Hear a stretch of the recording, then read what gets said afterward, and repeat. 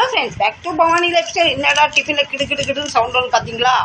இது ஒரு பெரிய மேட்ரு. 3 நாளைக்கு முன்னே செஞ்சேன். ஃப்ரெஷ்ஷாக இருக்கும் போது, சூடாக இருக்கும் போது வீட்டில் இருக்கும் போட்டி போட்டு சாப்பிட்டாங்க. அதுக்கப்புறம் 3 நாள் ஆகுது, ஒரு பயலும் கை வைக்கல. அதை நம்ம கொஞ்சம் புதுப்பிச்சு கொஞ்சம் மேக்கப்லாம் போட்டு சூப்பராக செஞ்சோம்னா எல்லாரும் சட்டி பக்கத்தில் வந்தாங்க. நான் சொன்னேன் எல்லா பயவிலையும் ஓடி போயிருங்க. 3 நாள் கடந்து காஞ்ச பொருளை கை வைக்கல. இப்போ நான் மேக்கப் போட்டோன்னா அழகாக இருக்கா, பார்க்க நல்லா இருக்கா, ருசியாக இருக்கா.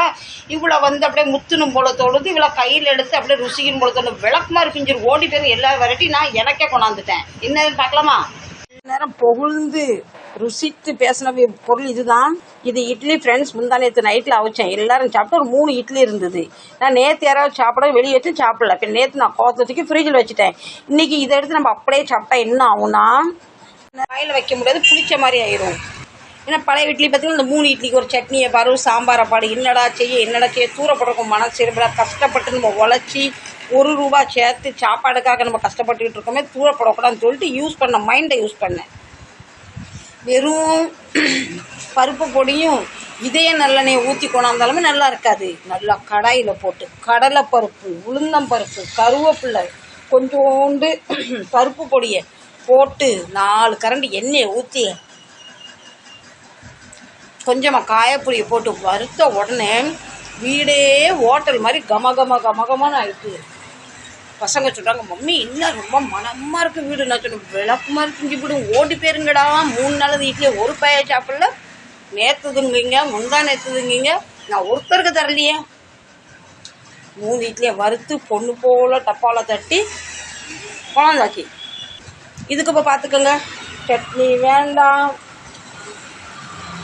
சாம்பார் வேண்டாம், வறுத்தாச்சு, டிஃபனில் தட்டியாச்சு, கடலைப்பருப்பை போட்டு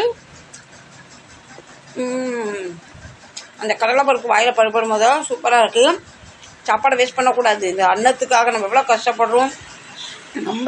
நம்ம கஷ்டப்படுறதை விட விவசாயி ஒரு அரிசியை உற்பத்தி பண்ணுறதுக்கு அந்தளவுக்கு தவமாக இருக்காங்க. அவங்க தவமாக இருக்கனால தான் நம்ம இட்லி, தோசை, உப்புமா, பொங்கல், கேசரி அதை எதுவும் வகை செஞ்சு சாப்பிடுவோம். இது கெட்டலாம் போல். முந்தா நாள் செஞ்சது சரி நாளைக்கு யாரும் சாப்பிடுவாங்கன்னு பார்த்தேன், சாப்பிடல. நைட்டில் கோவத்துக்கு ஃப்ரிட்ஜில் வச்சு அவங்க யாரும் சாப்பிடாதனால நமக்கு இப்படி ஒரு அருமையான இட்லி வறுவல் ரெடி ஆகிட்டு.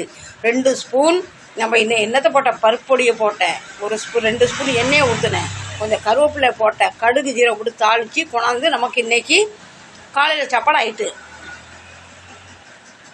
நல்லா ஃப்ரெஷ்ஷாக இருக்குது, டேஸ்ட்டாக இருக்குது. நீங்களும் இது மாதிரி ட்ரை பண்ணுங்கள், சரிங்களா? வறுத்த பின்னாடி எல்லாரும் கேட்டாங்க, நான் கொடுக்கலையே. மாட்டவே மாட்டேன், நான் தனியாக கொண்டு சாப்பிடுவேன். இதெல்லாம் கெட்டு போன பொருளப்பா, சாப்பிடாதீங்கப்பா, இது ஹைஜீனிக் இல்லைப்பா, இன்ஃபெக்ஷன் ஆகிருப்பான்னு எல்லாரும் ஏமாற்றி நான் டிஃபின் நிறைய தட்டி கொண்டாந்து ரொம்ப ருசித்து சாப்பிடுவேன். நல்லா அந்த எண்ணெய் பருப்பு பொடியெலாம் போட்டால அந்த கருவேப்பிலை தூக்கலாக இருக்குது, கடலை பருப்பு முறுமுறுன்னு இருக்குது, சூப்பராக இருக்குது. நீங்களும் ட்ரை பண்ணுங்கள். இதை பதிவு பிடிச்சிருந்தா கண்டிப்பாக சப்போர்ட் பண்ணுங்கள். மீண்டும் இதே போல் மிச்சம் மீதியை வேஸ்ட் பண்ணாமல் எப்படி வறுத்து அதுக்கு ஒரு புது உயிரை கொடுத்து டிஃபினில் அடைச்சி நம்ம சாப்பிட போகிறோன்னு ஒரு பதிவில் உங்களை பார்க்க வரேன். பிடிச்சிருந்தா ஒரு சின்ன லைக் பண்ணுங்கள். உங்கள் ஒரு லைக்குமே எனக்கு ரொம்ப ஆறுதலாகவும் மன நிம்மதியும் மன தைரியமாக இருக்குது. எங்கேருந்து என்னை ஃபாலோ பண்ணுறீங்க கண்டிப்பாக சொல்லுங்கள். மீண்டும் ஒரு நல்ல பதிவு சந்திக்கிறேன். வாங்க இட்லி சாப்பிட்லாம். பாய்.